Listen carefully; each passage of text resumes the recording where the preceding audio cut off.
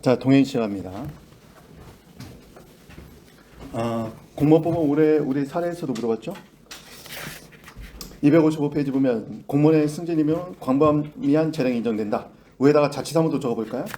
승진시키는 것은 자치사무예요. 그리고 광범위한 인사재량이죠. 인사재량.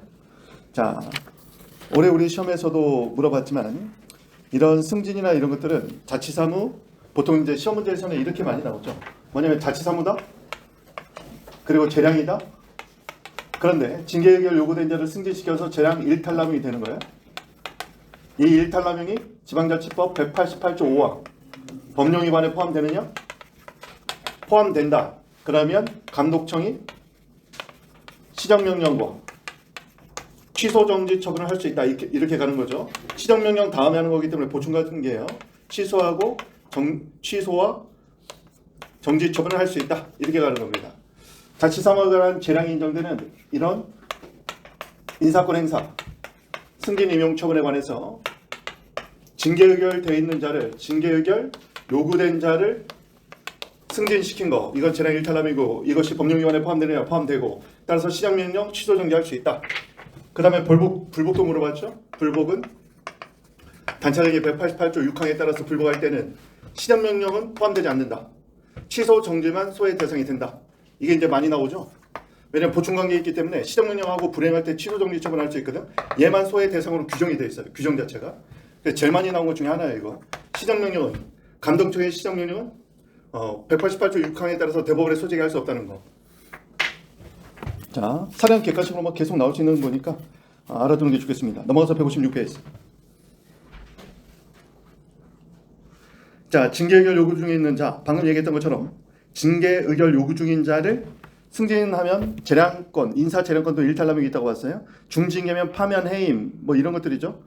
중징계의결 요구 중인 자에 해당하는 공무원에 대해서 직위 해제 처분하는 경우 징계의결이 있기 전까지만 직위해제를 해야 하나. 슬래시 한번 끊고요. 해당 공무원에 대해서 징계의결이 있었고 징계의결 체크하고, 이에 대해서 징계의결 요구권자가 이거 징계가 너무 약한 것 같아요. 심사 재심사 청구를 한다면, 자, 심사 재심사 청구 잘 보세요. 징계의결은요, 나중에 징계 처분을 하기 전에 잠정적 처분의 효과가 있어요. 다시 한번 징계 대상자를, 징계의결 대상자를 징계의결 요구하고, 그리고 직위해제하면 이 직위해제는 징계의결 요구 중인 자가 징계 처분이 나오면 대체가 되는 잠정적 처분의 성격을 갖게 되는 겁니다. 따라서 징계의결이 나오면 직위해제는 효력이 소멸돼요. 그런데 만약에 징계의결 요구권자가 징계위원회에 재심사를 청구하면 이때는 직위해제 효력이 계속 유지될 수 있겠냐는 거예요. 그러면 이런 경우는 징계의결 요구권자가 재심사를 하냐 마냐에 따라서 법적 지위에 영향을 미치는 거죠. 계속 직위해제가 되냐 마냐. 그렇게 볼 수는 없다는 겁니다. 따라서 재심사 청구가 있다고 해서 그 결정이 있을 때까지 직위해제라는 이런 직위해제에 따른 효력을 계속 유지할 수 있느냐? 안 된다는 겁니다. 상당히 의미 있는 판례죠, 이런 것들은. 자, 옆에 257번은 뭐 간단하게만 봐도 되겠어요. 그냥 읽으면 충분히 납득돼, 뭐 이런 지문인데요. 원칙적으로 직권 면직 기간은 계급 정년 기간에 포함되지 않습니다. 계급 정년 기간이 뭔지는 아시죠? 진급을 하기 위해서 소요 연수가 있단 말이죠. 그걸 채워야 다음 올라갈 수 있는 거죠. 계급, 특히나 이제 공무원들 중에서 뭐 경찰이나 이런 쪽에서는 계급 정년제에 의해서 그 진급이 안 되면은 상당히 이제 곤란한 분들이 많죠. 그래서 진급에 목을 거는 거고. 그런데 이런 직권 면직이 임용권자의 중대한 규칙사유로 인한 것이라면 그때는 예외적으로 계급 정년 기간에서 제외시키겠다는 겁니다. 그럼 더 할 수 있는 거죠. 자, 그래서 여기는 임명까지 규칙사유가 있으니까 제외시켜 줄 수 있다 이런 말이어서 읽으면 틀릴 일은 별로 없을 것 같습니다. 자, 넘어가서 258페이지입니다. 지방공무원법에서 두 번째 줄 보면 능력주의 성과주의 원칙을 고려해야 되는데 승진 후보자 명부, 그것 좀 한번 체크해 볼게요. 승진 후보자 명부 같은 경우는 우리가 앞에서 객관식 지문에서 두 가지가 나왔어요. 뭐냐면 보세요. 승진 후보자 명부는 힌트로 두 가지였어요. 명부에서 삭제하는 거. 이건 처분이 아니다. 이때 처분이 아니라고 봤던 논거 자체가 뭐였냐면 이런 채용 명부에, 승진 명부에 올라가 있는 거, 이거는요 단순 준비행위에 불과하다고 봤죠. 승진 후보자 명부에 올라가 있는 건 준비행위에 불과하기 때문에 이것 자체가 어떤 기승령을 갖고 있는 게 아니란 말이죠. 그래서 명부에서 단순히 삭제한 건 처분이 아니라고 봤고, 처분이 되는 건 뭐였냐면은 이 명부에 올라가 있던 사람을 나중에요 승진 케이스였어요 이 사람이. 근데 나머지 사람들은 다 발령을 내줬는데 얘는 발령에서 제외시켜 버린 거. 여기는 인사 발령 자체가 처분성이 인정되기 때문에 인사 발령에서 제외시킨 거, 이건 처분이 된다는 거죠. 그래서 얘는요 명부에서 단순히 삭제하는 건 처분이 아니지만 명부에 있던 자를 원래 진급 케이스였는데 다른 사람들은 발령시키고 이 사람만 쏙 빼서 발령해서 제외시킨 거, 이건 처분성이 있다고 봤어요. 그럼 승진 후보자 명부에 순위가 만약에 있다고 했을 때 이게 구속력이 있느냐? 준비행위이기 때문에 대외적 구속력 없다고 봐야 되겠죠. 그 얘기입니다. 그러면 두 번째 줄 보면 승진 후보자 명부의 높은 순위의 후보를 반드시 승진에 명해야 되느냐? 반드시 X. 내부 준비행위이기 때문에 대외적으로 공무원에게 구속력을 미쳐서 반드시 이 순서대로 해야 되는 건 아니죠. 참고사항이 될 뿐이라고 보시면 되겠습니다. 넘어가고 260번은 그 예상 지문은 이거는 그냥 헌법에는 나올 가능성이 있어 보이겠지만 행정법에서는 나오기 힘듭니다. 보통은요 두 번째 줄 보면 사직원 제출을 하잖아요. 사직원 제출은 수리가 돼야 효력이 발생합니다. 그런데 공선법에서 공직선거 후보자는 좀 다르게 보고 있죠. 공직선거 후보자는 사직원을 제출하면 수리와 관계없이 접수 시점에 직을 그만둔 것으로 간주하도록 그렇게 하고 있죠. 왜 그래요? 뉴스에서 여러 번 봤겠지만 사직원 수리를 안 해줘. 못 나가게 하려고. 그래서 이런 일이 실제로 일어나다 보니까 나중에 이렇게 지금 제도가 바뀐 거죠. 수리를 안 해줘가지고 못 나가게 만들어버려. 임용권자가. 자, 뭐 그런 경우들이 꽤 있었죠. 특히 그 대통령실에서 그 청와대 수석이나 이런 애들이 선거 나가려고 할 때 대통령이 인간을 안 해줘버리면 수리를 안 해줘버려. 수리를 안 해줘가지고 선거 못 나가게. 뭐 그런 일들이 있었죠. 실제 뉴스에서 보면. 그 정도 보시면 되겠습니다. 넘어가서 261번. 교원소총위원회 결정의 기속력은, 자 여기서 한번 끊어줍니다. 교원소총위원회 결정의 기속력.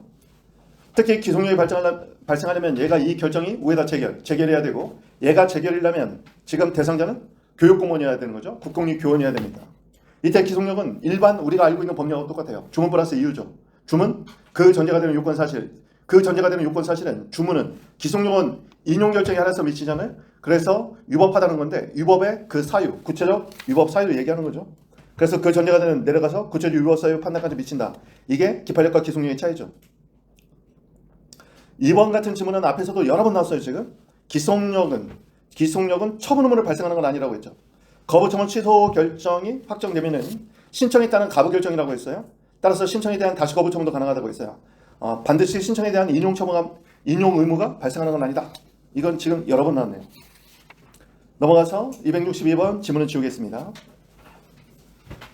다음 263번인데요. 예상지문 2번, 그 예상지문 두 번째 줄 봅니다. 법률구조법에 의한 공단, 법률구조공단 같은 거 있잖아요. 제 친한애도 여기 가 있는데 법률구조공단 같은 공단의 임직원을 공무원 정도로는 볼 수 없다. 이런 판례입니다. 공단 임직원. 내려서 국공법 66조 노동상권 제한하는 66조 관련해서 그런 의무를 부담한다고 볼 수 없다. 따라서 공단 임직원은 노동상권 공무원처럼 제한될 수는 없다는 거죠. 똑같이 취급하기는 어렵다는 겁니다. 넘어가고 264번은 이런 것들은 틀리지 않겠죠. 중간에 보면 직무상 명령 위반으로 징계 사유로 삼으려면 당연히 명령이 적법유효해야 되겠죠. 위법한 명령을 따를 필요는 없는 거니까. 자, 밑에다 브리탄 한번 적어보세요. 브리탄. 복종 의무 거부 가능성. 자, 직무명령이 위법해요. 복종 의무를 거부할 수 있느냐, 심사에서 거부할 수 있느냐, 우리 판례는 뭘로 보고 있다. 원칙이 뭐냐면요, 명백성으로 판단합니다. 직무명령이 위법이 명백하면 복종 의무를 거부해야 하고, 명백하지 않으면 복종 의무를 준수해야 됩니다. 기억하세요? 공무원의 복종 의무 거부 가능성은 판례는 명백성으로 판단한다. 직무명령의 위법성이 명백한지 여부를 판단한다. 그리고 여기서 핵심 뭐냐면 복종 의무라는 규정이 있죠. 공무원법에는 복종 의무라는 규정이 있어요. 근데 상충 하나 어떤 규정도 있다? 법령 준수 의무도 같이 있거든. 그래서 이렇게 해석한 거예요. 복종 의무와 법령 준수 의무가 충돌할 때 문제입니다. 위법한 명령을 따라야 되느냐? 따르면 법령 준수 의무 위반이 되잖아요. 그렇지만 행정의 통일성 확보를 위한 피라미드 조직의 특성상 경미한 위법 같은 경우는 일단은 따르는 것이 행정의 통일성 확보를 위해서 필요하다고 보는 것이죠. 그래서 명령의 위법이 명백한지 여부를 판단한다는 거. 이거는 브리타로 모의고사에서 자주 나왔던 쟁점이니까 꼭 알아둬야겠어요. 넘어가고 266페이지. 자, 사용허가 취소인데요. 이거는 특혜급이라고 얘기했어요. 행정재산의 목적의 사용. 거기 예상지문 1번. 행정재산의 사용허가는 위에다 특허 재량입니다. 특허 재량이라는 거 기억하고 따라서 항고소송의 대상이 된다는 거 꼭 기억하세요. 그런데 사용허가를 받은 자가 승낙받지 않고 다른 사람한테 다시 전대차 같은 걸 한 거죠. 이런 것들은 목적 위반이기 때문에 취소 처리할 수 있다는 겁니다. 허가 같은 거 받지 않고 다시 전대차 같은 거 할 수 없어요. 자, 2번은 지우고 1번만 정확히 알아두면 되겠습니다. 행정재산 사용허가 받고 다른 사람한테 다시 넘겨가지고 임대사업에 그건 안 된다는 거예요. 넘어가고 270페이지로 갑니다. 1번 보면 국토기획법에 따라서 사업시행자 지정은 이것도 특허로 봐야겠죠. 사업시행자로 지정해주면 얘는 공익사업을 시행할 수 있는 법적 지위가 생기는 거죠. 밑에 사업을 시행할 수 있는 권한이 부여되는 처분이다. 이렇게 포괄적 권한을 부여해주는 것을 우리가 특허라고 부르는 거죠. 2번은 그렇게 중요하지 않습니다. 이것도 이제 고시 공부해야죠. 다만 밑에 본 것처럼 반드시 고시의 방법으로만 성립하거나 효력이 발생한다고 볼 수는 없다. 우리가 앞에서도 봤지만 그런 준하는 어떤 방법으로 대외적으로 알리면 된다는 것이죠. 뭐 그거보다는 1번만 좀 정확히 알아두면 좋을 것 같고요. 지금 공용부담법에 나와 있는 강론의 판례 같은 경우는 사실 아주 중요한 판례가 아니면 시험에 내기 힘들어요. 왜냐면 너무 전문적인 내용이 많아서 우리가 공부를 안 한 사람들은 지장물이라는 단어 자체도 모를 수 있어요. 271페이지에 나오는 지장물, 지상에 장애가 되는 물건이라고 보면 돼요. 그래서 수용 같은 거 될 때 필요 없는 건물 같은 거, 철거 대상이 되는 건물들을 우리가 지장물이라고 부르는 거예요. 뭐 자신의 비용으로 제거해야 되고 수인할 의무, 그렇게 안 하면 수인할 의무가 있다. 뭐 가볍게만 봅니다. 넘어가세요. 중요한 건 272페이지 있네요. 거기 전환합의체 판결 4번 거기에 별표를 칩니다. 전환 판결은 무조건 나온다고 일단 예상을 해야 되겠어요. 전환 판결이니까 물론 강론 판례가 자주 나오는 경향은 아니지만 그래도 전환 합의체 판결이니까 알아둬야 되고 이게 법문가 어디서 한번 나와서 제가 사립부를 했던 기억도 나는데 거기 봅니다. 1번 지문의 별표 273페이지 예상적인 1번의 별표 두 개를 쳐놓습니다. 자, 토지사업법에서 법률에 따른 토지 소유자 관계인의 사업 시행자에 대한 손실보상금 채권에 대해서 채권자가 압류 및 추심 명령을 받았을 때 보상금 징액으로 권리 행사를 할 수 없다고 했죠. 그런 경우 추심 채권자가 보상금 징액 청구 소송을 제기할 수 없다. 왜냐? 원래의 당사자가 당사자 적격을 상실하는 것은 아니다. 2번 다시 한번 볼게요.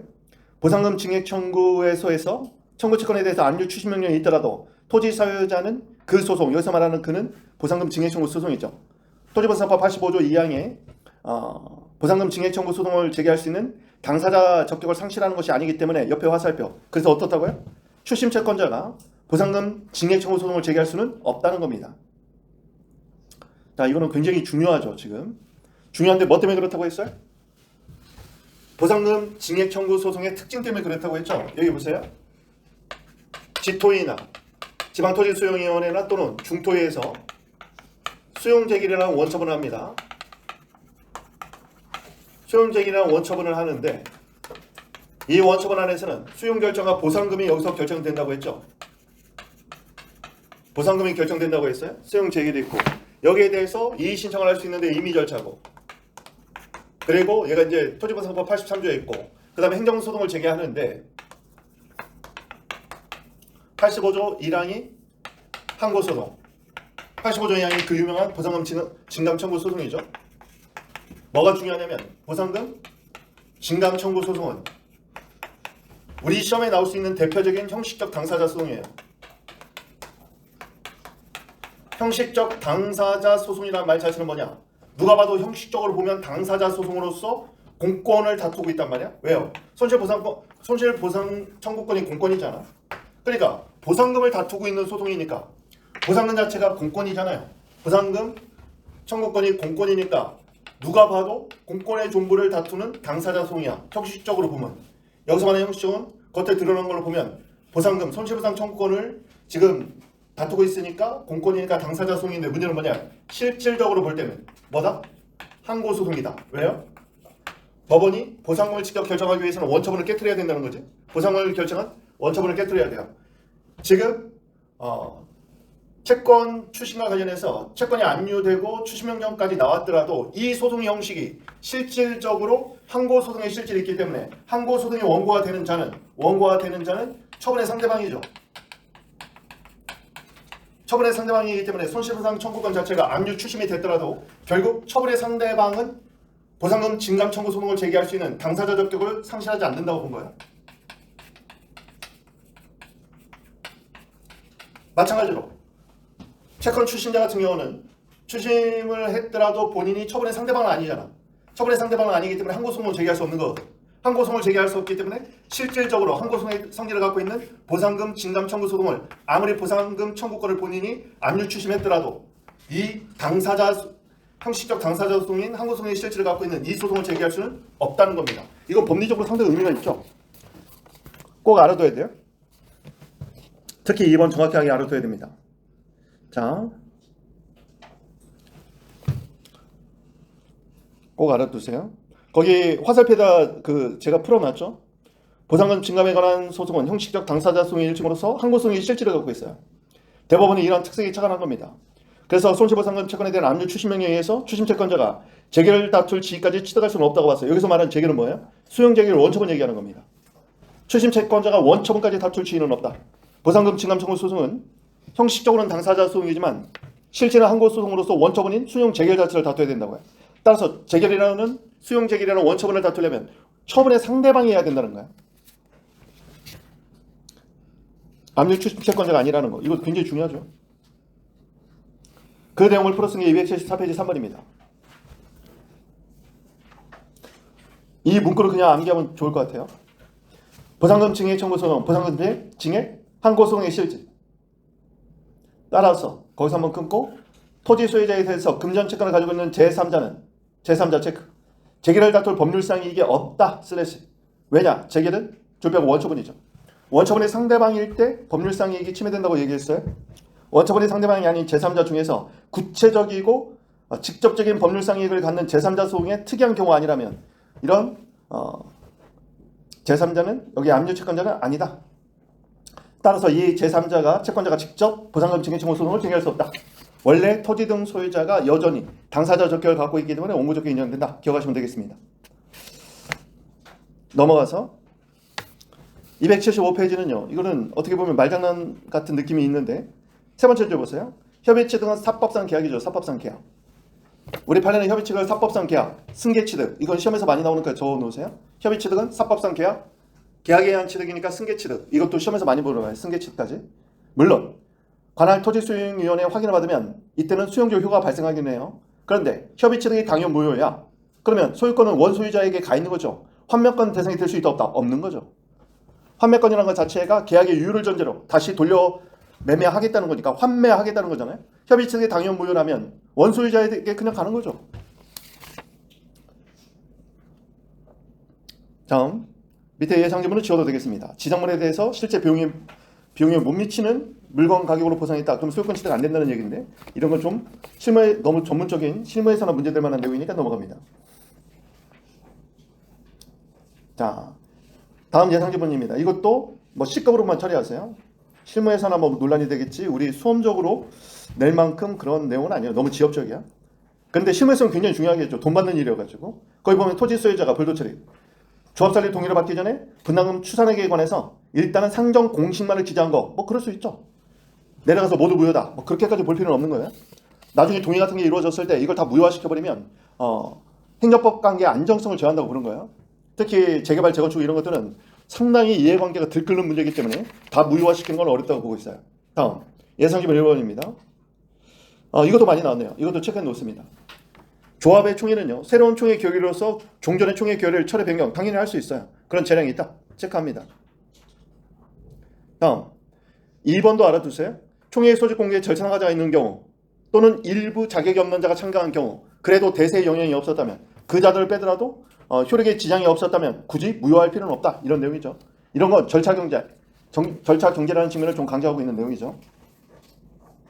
다음 넘어가서 278페이지에 1번은 앞에서 했습니다. 공적견해 사정 변경이 있으면 당연 실효가 된다고 했죠. 그러면 공적견해에 반하는 처분은 위법하지 않다는 거 앞에서 이미 했습니다. 기출지문에 많이 나오고 있죠. 지금 1번 지문. 공적견해 표명 사정 변경이 있으면 실효. 따라서 반하는 처분. 공적견해에 반하는 처분 실효법 원칙 위반 아니다. 위법 없다. 4번은 가볍게만 읽어봅니다. 뭐 내용 자체가 그렇게 중요한 것 같지는 않고요. 조합 파트는 웬만하면 열심히 읽어놔야 돼요. 왜냐면 강론에서 지금 조합 파트가 큰 문제로 남아있단 말이야. 그래서 사례 기록 대비가 필요합니다. 예상지문 1번 보면 재건축 조합은 협의회 공문단체 그중에 공법상 사단이죠. 세 번째 줄 행정조치의 지혜가 있다. 알아두시고 다음 2번에서 관리처분계획 그리고 조합의 시행계획 사업시행 계획, 구속적 행정계획으로서 초본이다. 알아두셔야겠고 3번 앞에서 봤어요. 총회는 다른 총회 결의로 철회 같은 거 할 수 있는 재량이 있다고 했고 그리고 4번도 옆에 기출지문하고 똑같은데요. 조합의 내부 규범을 변경할 때는 종전의 규범을 신뢰한 조합원들의 이익보다 우월한 변경 필요성이 있어야 된다는 얘기입니다. 왜냐하면 조합원들은 그 규범 믿고 동의했는데 나중에 변경하면 논란이 될 수 있는 부분들이 있죠. 가볍게 보시면 되겠습니다. 넘어가고 경찰행정은 지금까지 시험에 거의 안 나온다고 보면 되겠고 그나마 286페이지 정도 한번 볼게요. 이거는요. 다행히 예상지문 1번 보세요. 우리가 공시지가가 한 번 나오면 하자승계가 되는 건데 안 되는 게 하나 나왔어요. 지금 2022년 판례에서 표준지 공시지가와 재산세는 하자승계를 부정했습니다. 다투는 거에 허용되지 않는다. 이걸 만약에 내면 공식에 의하면 다 틀려버려요. 그냥 우리가 하자승계가 인정되는 것은 뭐였어요? 표준지 공시지가하고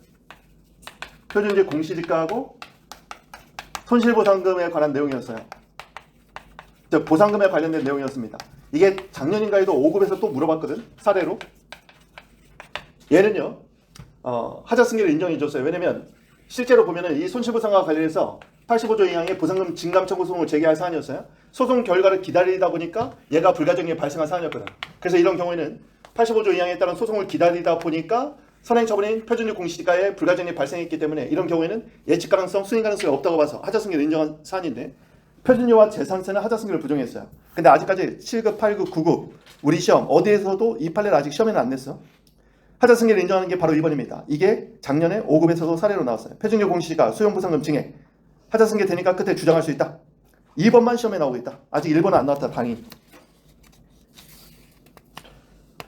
넘어가서 성주의 사드 배치 때문에 소금융 환경영향 평가 이런 게 뉴스에서 도배가 된 적이 있었는데요. 그냥 가볍게 봐도 충분하겠습니다. 넘어가서 289페이지. 왜 예상지문 1번. 자, 국가 등 과세 주체가 당해 확정된 조세 채권의 소멸시효 중단을 위해서 조세 채권의 종부를 확인하는 건 당사자 소송이겠죠. 조세 채권의 확인, 당사자 소송 체크. 다음 밑에 예상지문 1번. 이건 기출된 바도 있죠. 별표. 조세 결과 통조 과세 전 적부 심사할 때 적부 심사로 들어가면 이 결정 전에는 과세 처분하면 안 돼요. 하면 그냥 무효입니다. 과세 전 적부 심사 청구 결정 전에 과세 처분한 거 이거는 절차상가자가 아니라 그냥 무효예요. 무효. 다음 납세 예고 고지서 등의 필요적 기대사항이 이미 다 규정되어 있었다면 그래서 가장 중요한 단어는 뭐냐면 불복 여부나 불복 신청에 전혀 지장이 없음이 명백하다면 그럴 때는 하자치유 해주겠죠. 하자치유 우리 시험에 나온 지 오래됐으니까 좀 봤으면 좋겠어요. 넘어가서